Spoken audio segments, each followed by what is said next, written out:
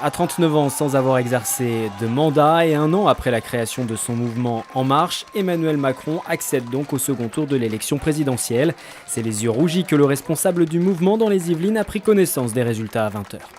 Moi, je n'ai jamais fait de politique de ma vie, ça n'a jamais été mon ambition.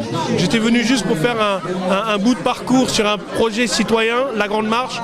Et de là, voilà, il a poussé et il nous a donné confiance en nous. Donc c'est vraiment un vrai plaisir d'être là pour ce moment-là. Vainqueur de ce premier tour au niveau national, vainqueur également dans les Yvelines, Emmanuel Macron y devance François Fillon d'un peu plus d'1 point. Emmanuel Macron a su réconcilier certains de droite, certains de gauche. Il a dit qu'il y avait les bonnes idées partout. Et moi, ça me plaît beaucoup comme état d'esprit. Moi, j'attendais ça sans l'attendre depuis 50 ans, depuis Servan Schreiber et le manifeste du Parti radical.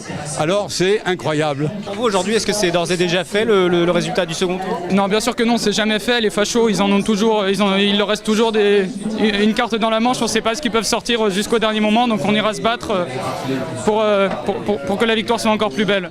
Dans certaines communes du département, le score du leader d'En Marche dépasse les 30%. C'est le cas à Morpas, Montigny-le-Bretonneux ou voisin le Bretonneux. De quoi donner des sueurs froides aux futurs adversaires du mouvement lors des législatives et ravir les alliés centristes du MoDem.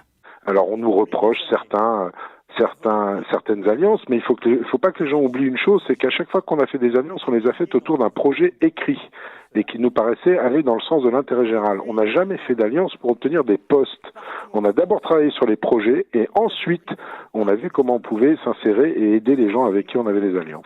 Reste pour le moment à l'emporter au second tour de la présidentielle. Dans les Yvelines, les responsables de gauche comme de droite appellent majoritairement à le soutenir, à l'exception très nette de Christine Boutin, conseillère départementale, qui n'exclut pas un vote Front National.